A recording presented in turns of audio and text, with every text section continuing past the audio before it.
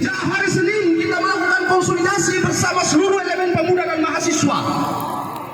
Itu karena adanya kebijakan yang kemudian kita ketahui bersama akan merebut seluruh keuangan masyarakat kita dari kantong-kantongnya kawan-kawan semua. Maka dari itu, kebijakan ini adalah kebijakan yang sangat-sangat merusak sendi-sendi demokrasi kita. Karena kenapa? Ini tidak melalui mekanisme partisipasi publik. Ini tidak melalui keputusan DPR. Karena DPR hanya meminta optimalisasi penerimaan pajak, bukan kenaikan pajak, saudara-saudara sekalian. Betul atau tidak?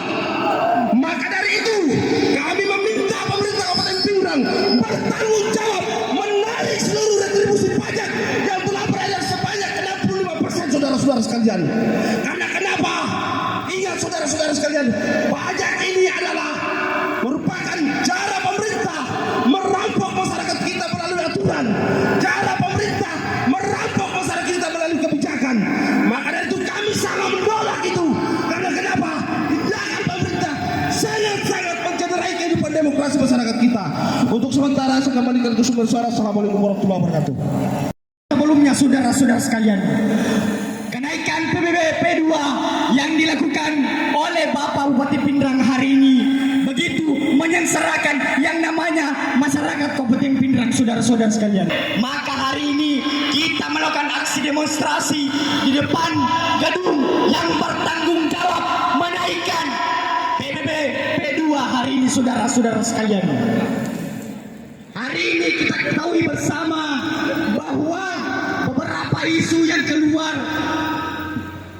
sudah 60% masyarakat yang melakukan pembayaran pajak di 2025. Namun itu bukan bukti otentik bahwa masyarakat Kabupaten Pindrang tidak menolak kenaikan pajak PBB P2 hari ini, saudara-saudara sekalian. Maka hari ini kita sampaikan secara tegas, secara gamblang menolak kenaikan pajak PBB, kawan-kawanku sekalian. Wakul ja'al haqqu wa zahaqal batil innal batila kana zahuqa. Sesungguhnya yang salah sudah pasti salah dan yang benar sudah pasti benar. Yang apa yang dilakukan Bapak Bupati Pindrang hari ini adalah salah betul, saudara-saudara sekalian. Betul tidak?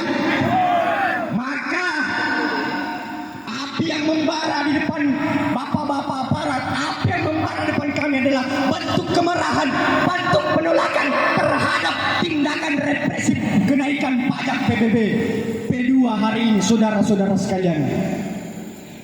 Kebebasan berpendapat hari ini kita implementasikan untuk bagaimana mensejahterakan masyarakat Kabupaten Pindrang.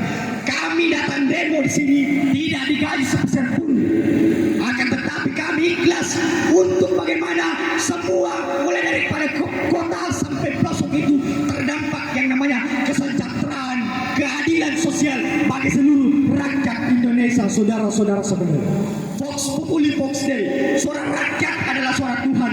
Maka hari ini jika suara rakyat tidak lagi didengar oleh Bapak Bupati Pindrang, maka Tuhan saja dia lawan. Apalagi suara rakyat, saudara-saudara sekalian. Untuk menjaga ritme pergerakan, saya serahkan ke Ratok selanjutnya. Dan berbicaralah dengan bahasa cinta. Salam cinta bertabur kasih dan sayang. Sebab apabila cinta sudah dibuang, jangan harap keadilan akan datang, kawan-kawanku sekalian. Hari ini adalah bentuk bagaimana kita bentuk protesnya kita kepada pemerintah. Perlu kita ketahui dan melihat sejarah. Demokrasi pertama di tahun 1789 di kota alun-alun kota Paris, penanda demokrasi pertama, yang dimana masyarakat menuntut kepada para raja yang menanggungi masyarakat pada saat itu. Dan ada istilah yang diterapkannya adalah Vox Populi Vox Dei, suara rakyat adalah suara Tuhan itu sendiri, kawan-kawanku sekalian. Tapi nyatanya hari ini istilah itu tidak lagi dipakai oleh masyarakat Indonesia, tapi yang istilah yang dipakai masyarakat Indonesia adalah Vox Populi Clario Dei, suara rakyat adalah tangisan Tuhan itu sendiri, kawan-kawanku sekalian. Tuhan pun menangis melihat masyarakat menderita. Tuhan pun menangis melihat masyarakat tidak mendapatkan keadilan, kawan-kawan. sekalian, di mana di poin kelima di Pancasila mengatakan kesejahteraan umum bagi masyarakat untuk bagaimana bisa mendapatkan sebuah keadilan. Mana bentuk pemerintah untuk protes terhadap masyarakat? Betul tidak kawan-kawan sekalian? Justru itu kami turun ke jalan itu bagaimana memberikan sebuah aspirasi kepada masyarakat yang tidak didengar suaranya dari pelosok, dari pesisir sampai di kota. Saya minta kawan-kawan sekalian, mari kita merapat untuk bagaimana kita membersamai rasa keberanian kita untuk bagaimana membenarkan sesuatu apa yang harus kita benarkan, kawan-kawan sekalian. Demi menjaga ribet pergerakan saya serahkan koordinator selanjutnya.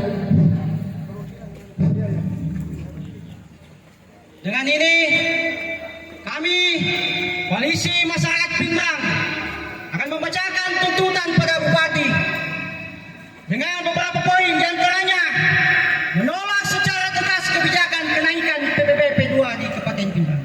Yang kedua, mendesak pemerintah daerah Kabupaten Pindrang untuk mencabut peraturan bupati dan regulasi terkait kenaikan PPP 2 yang bertentangan dengan hukum. Yang ketiga, menuntut transparansi, keterbukaan informasi dan partisipasi publik dalam setiap kebijakan daerah yang menyangkut kepentingan rakyat. Yang keempat, meminta DPRD Kabupaten Pindrang untuk menjalankan fungsi pengawasan dan memastikan kebijakan perpajakan berjalan sesuai asas keadilan sosial. Yang kelima, mendorong pemerintah daerah mencari alternatif peningkatan PAD yang lebih inklusif, adil dan tidak membebani rakyat kecil. Dengan ini kami melihat bahwa Bupati telah mengambil keputusan dengan kesenggang kewenangan tanpa mendengar partisipasi publik. Dengan bekerja sama dengan badan legislatif, maka kami meminta agar Masasi tidak akan meninggalkan lokasi tanpa Bapak Bupati menandatangani surat perjanjian untuk pembatalan PPP 2 ini. Sekalian, bahwasanya hari ini kita kembali turun ke jalan untuk bagaimana menyuarakan aspirasi daripada rakyat Indonesia, khususnya yang ada di Kabupaten Pindrang, kawan-kawan sekalian. Jadi kawan-kawan sekalian, tentu pada hari ini ketika mahasiswa sudah berkumpul dan turun ke jalan, itu artinya bahwasanya di dalam suatu daerah tidak baik-baik saja, kawan-kawan sekalian. Tentu kawan-kawan sekalian, gerakan yang kita lakukan adalah gerakan yang terkonsolidasi. Gerakan yang kita lakukan adalah gerakan yang murni karena kepentingan rakyat dan murni karena kepentingan masyarakat Kabupaten Pindrang. Betul tidak, kawan-kawan? Hidup mahasiswa! Hidup mahasiswa! Hidup rakyat yang melawan! Tujuh pimpinan kita, maka dari itu kami tolak semua argumentasinya. Sekian dari saya. Assalamualaikum warahmatullahi wabarakatuh. Baik, bismillahirrahmanirrahim. Assalamualaikum warahmatullahi wabarakatuh. Selamat siang, salam sejahtera buat kita sekalian. Yang saya hormati tentunya teman-teman Pak Kapolres, seluruh teman-teman TNI, polisi, para keamanan, dan saya hormati teman-teman para aksi pada hari ini. Tentunya kami sebagai pemerintah sangat terima kasih ada datang mengontrol kami. Ya. Itu dalam bentuk kontrol, apakah kita pemerintah menjalankan pemerintahan yang baik tidak. Itu kami tidak alergi hal-hal begitu. Ya. Kalau tidak alergi, kita dikontrol. Ya. Terus disampaikan kepada kita semua kebijakan penyesuaian tarif PBB pada hari ini bukan serta-merta saja yang begitu naik. Ya. Tentunya melalui sosialisasi di seluruh kecamatan, desa dan kelurahan.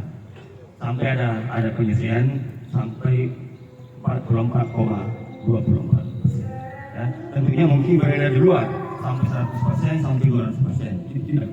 Saya sampaikan pada hari ini bahwa cuma 44% secara akumulatif. Tentunya kenapa ada penyesuaian tarif? Ini bukan serta-merta pemerintah yang menyelesaikan. Tentunya ada rekomendasi yang diberikan pada pemerintah keuangan bahwa ada potensi PBB yang dipilih harus diselesaikan. Ada potensi. Bapak Ibu sekalian hormati. Ini rekomendasi dari BPK.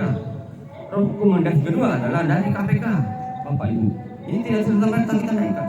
Tentunya ya kami sudah kumpul seluruh camat, lurah, para kolektor. Ini kita sosialisasi ke bawah, sampaikan ke masyarakat bahwa ada kenaikan sekian persen. Memang ya tentunya sawah ada kenaikan sampai 100%. Kenapa sampai 100%? Ini masih tarif tahun 1996 ya. Masih nilai tanah masih sekitar 200 juta. Sekarang ini nilai tanah 1 hektarnya untuk sawah sudah 600 sampai 700 juta. Bapak Ibu sekalian semua. Yang kena PBB ini kan bukan penggarap. Yang kena cuma yang punya sawah. Ya. Tidak adil lah bagi kita. Tidak melakukan penyesuaian. Kalau yang punya sawah 2 hektar kan itu jangan mampu. Jadi 70.000 menjadi 140.000. Ada kenaikan 100% ya. Untuk tanda hujan itu juga 100%. Cuma nilai NJOP-nya yang dibawa beda dengan kalau tak sawah irigasi ya. Sampaikan kepada kita semua Bapak Ibu sekalian semua. Tentunya ya kami saya perwakilan Pak Bupati berapresiasi Bapak saudara-saudara sekalian datang ke sini mengontrol kami setiap saat agar supaya kita kalau memang kami salah kami perbaiki Bapak ya. Seperti itu. Terima kasih. Assalamualaikum warahmatullahi wabarakatuh. Jadi baik kita di jawaban daripada Sekda Kabupaten Pindrang. Yang pertama saya mau koreksi adalah berterima kasih terhadap Pak Saksi untuk menyampaikan aspirasi dan terbuka, akan tetapi kita dituntutkan pagar sampai hari ini. Yang kedua saya sampaikan bahwa rekomendasi daripada BPK dan KPK itu hanya rekomendasi. Tidakkah Bapak melihat banyak aliran-aliran PAD yang bisa ditarik seperti parkir, tambang dan lain-lain, bukan semerta-merta menaikkan pajak PBB P2. Terima kasih. Untuk teman-teman yang ingin menyampaikan aspirasinya, silakan. Alasan yang tidak konkret menurut kami. Karena kenapa? Harusnya pemerintah kabupaten berpikir bagaimana penerimaan masyarakat hari ini di sektor pertanian kita. Lahan-lahan pertanian hari ini itu sangat kurang produktif. Ditambah mana hama yang begitu banyak. Ingat saudara-saudara sekalian, PBB P2 ini merupakan cara negara atau cara pemerintah merampok kantong-kantong masyarakat kita atas nama pembangunan, merampok kantong-kantong masyarakat kita atas nama aturan. Padahal kita ketahui bersama, kalau pemerintah kabupaten ingin mengoptimalisasi penerimaan pajak, kenapa mereka tidak mendorong perbaikan perusahaan? Kenapa mereka tidak mendorong parkir? Kenapa mereka tidak mendorong retribusi pajak belum balik? Kenapa mereka tidak mendorong soal legalisasi tambang?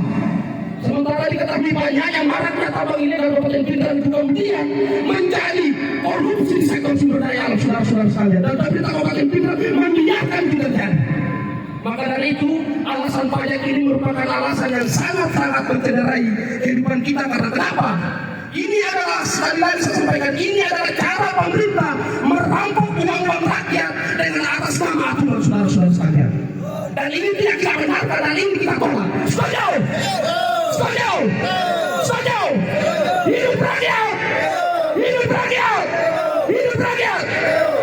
Maka dari itu kami tidak akan meninggalkan tempat ini kalau Pak Bupati tidak hadir. Sekian dari saya. Assalamualaikum warahmatullahi wabarakatuh. Kawan-kawanku sekalian, artinya berpanas-panasannya kita hari ini itu tidak boleh goyah dengan kata Pak Bupati tidak ada di Pindrang, saudara-saudara sekalian. Akan tetapi langkah yang hari ini kita lakukan adalah bagaimana mensejahterakan rakyat, bukan dengan cara menaikkan PBB P2 yang ada di Kabupaten Pindrang, saudara-saudara sekalian. Tiada suara yang paling suci selain suara rakyat. Pertama saya sampaikan bahwa kehadiran saya sebagai masyarakat dengan ini menyatakan bahwa kebijakan P2 ini sangat menyimpang. Kedua, permintaan awal yang kemudian ditekankan oleh Jenderal Lapangan adalah memberikan keyakinan bagi kami bahwa Pak Bupati bisa menemui kami. Itu yang pertama.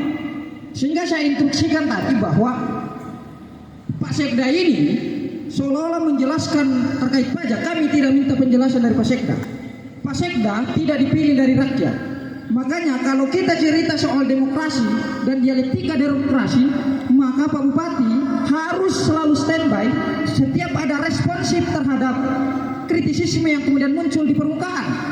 Itu yang kemudian harus kita tekankan, bahwa sebelum 1998 demokrasi muncul waktu itu, kita melihat bahwa dinamika semacam ini adalah dinamika demokrasi. Ketidakmampuan Pak Bupati menemui kami adalah kegagalan Pak Bupati dalam memahami demokrasi. Itu catatan. Yang kedua adalah soal tarif PBB. Kami tidak butuh penjelasan dari Pak Sekda, karena Pak Sekda tidak dipilih dari rakyat. Yang dipilih dari rakyat, representatif dari rakyat adalah Pak Bupati sebagai legislatif. Apa eksekutif? Tidak ada jaminan bahwa Pak Sekda ini bisa meyakinkan kami bahwa keputusannya sama dengan keputusan Pak Bupati. Saya terangkan kepada teman-teman bahwa bahasa yang paling halus dan kejam adalah bahasa kekuasaan. Betul tidak teman-teman? Betul. Sehingga saya sampaikan bahwa ribuan demonstrasi dalam sejarah perjalanan Republik Indonesia sama bahasanya dengan Pak Sekda. Sama. Yakni meyakinkan kita dengan teori pembenaran. Sehingga saya sampaikan bahwa apapun penjelasan Pak Sekda tidak menjadi representatif full bahwa keputusan itu bisa kita selesaikan. Jadi yang kami minta adalah bukan penjelasan dari Pak Sekda terkait PBB. Yang kami minta adalah hadirkan Pak Bupati sebagai orang yang kemudian kami pilih untuk mewakili kami di Kabupaten Pendra, menampung aspirasi kami. Dan kemudian terkait PBB P2, saya kira ini mesti ditahap paham juga untuk pihak-pihak terkait, pihak Pak Sekda dan seluruh pemerintah Kabupaten Pendra, bahwa PBB P2 adalah letusan dari efisiensi anggaran. Kenapa saya sampaikan bahwa pemotongan dana pendidikan, pemotongan dana APBD, APBN adalah bentuk untuk menjalankan program kerja makan gratis oleh Pak Prabowo. Setelah itu beberapa bulan terakhir muncul PB2. Apa fungsinya PBB2? Untuk pembangunan dan mensterilkan infrastruktur daerah, pendidikan daerah, kesehatan daerah. Pertanyaannya mendasar, kenapa ada efisiensi?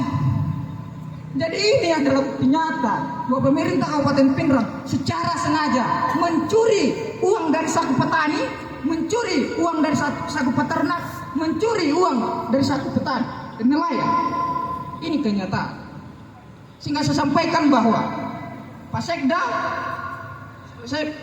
ini suara saya bahwa Pak Sekda tidak bisa menjadi perwakilan secara mutlak untuk kemudian memberikan penjelasan terkait kenapa PBB P2 naik.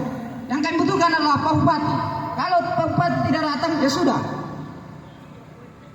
Pak Bupati gagal sebagai seorang pimpinan. Saya kira itu, saya kembalikan. Assalamualaikum warahmatullahi wabarakatuh. Baik, Assalamualaikum warahmatullahi wabarakatuh. Terima kasih kawan-kawan sekalian. Namun hari ini saya bicara dengan Pak Sekda yang saya hormati, Pak Kapolres, Pak Dandim, itu sebagai perwakilan dari petani. Kebetulan saya juga petani, Pak. Jadi selaku petani Manggarai, itu kami merasakan betul dampaknya dari kenaikan pajak PBB P2. Mengapa saya mengatakan demikian? Persoalan persoalan lahan pertanian itu bukan lagi soal jual beli, tapi ini aspek kehidupan. Ini aspek kehidupan kami. Nah, kami saat ini tuh menghadapi berbagai macam persoalan di musim tanam ini, Pak. Yang paling besar adalah hama. Nah, ironisnya di saat hama ini kami berusaha memutar otak dengan sekeras-keras mungkin, muncullah kebijakan kenaikan PBB 2 ini. Yang kalau kita mau sadar, ini sebuah ironi yang sangat luar biasa. Kami pun sebenarnya kami itu berharap seharusnya pemangku kebijakan ini tak boleh menjadikan pajak sebagai instrumen pemaksa untuk menjawab masalah ekonomi fiskal. Itu. Tetapi pajak harus diletakkan sebagai persoalan keadilan dan pelayanan akuntabilitas.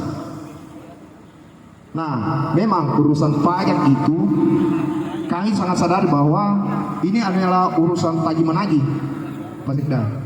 Jadi seharusnya pajak tidak boleh dikelola sebagai kontrak sosial dengan prinsip kepercayaan dan demokratis yang sedang kita anut sama-sama. Nah, selanjutnya teman-teman semua yang ada di sini, kawan-kawan dan sahabat-sahabat semua yang ada di sini, memohon agar Pak Bupati selaku pemangku kebijakan yang dipilih sah dari pesta demokrasi untuk menjelaskan kenapa alasannya pajak periode 2 ini bisa harus dinaikkan dengan menjelaskan output apa yang harus dicapai sehingga pajak PBB 2 ini menjadi salah satu alasan untuk dijadikan sebagai satu kebijakan yang baru. Nah, seharusnya output yang seharusnya kita capai dari pajak ini adalah akses kemanfaatan, Pak.